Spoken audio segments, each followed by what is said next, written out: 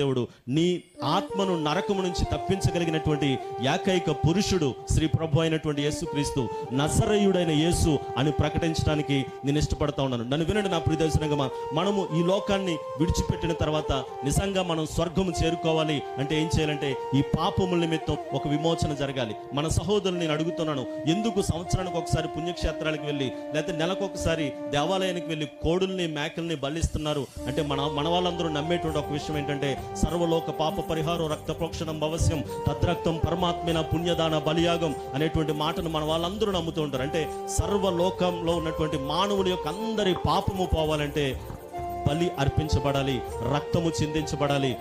నిజమే, ఒకవేళ నేను మా కుటుంబం చేసినటువంటి పాపుల నిమిత్తం ఒక మేకపిల్లను అర్పిస్తే అలా ఎన్నిటిని అర్పిస్తాం? అది చెల్లుతుందా? అది అలా ఉందా అంటే నిజంగా ఆ విషయాన్ని కూడా మన వాళ్ళు ఎక్కడ నేర్చుకున్నారు అంటే నేను చెప్తాను, బైబిల్లోనే ఉంది. ఒక మనిషి తప్పు చేస్తే ఆ తప్పును అతను ఒక గొర్రె పిల్లను తీసుకురావాలి. అతనికి ఉన్నటువంటి హోదాను బట్టి బాగా పేదవాడైతే 2 గొవ్వలను తేవాలి, మధ్య తరగతి వాడైతే మేకను లేకపోతే గొర్రెను తీసుకుని రావాలి, ఇంకా గొప్పవాడైతే ఒక ఎద్దును తీసుకుని వచ్చి మరి దాని మీద అతను చేతులు ఉంచినప్పుడు పాపములు బదిలీ చేయబడతాయి అని దేవుడు చెప్పాడు. ఎప్పుడైతే ఇతను తన అపరాధాన్ని ఒప్పుకుంటున్నాడో ఆ మేక తల మీద చేతి ఉంచినప్పుడు ఇతనులో ఉన్నటువంటి పాపము దానిలోకి ట్రాన్స్ఫర్ అవుతుంది.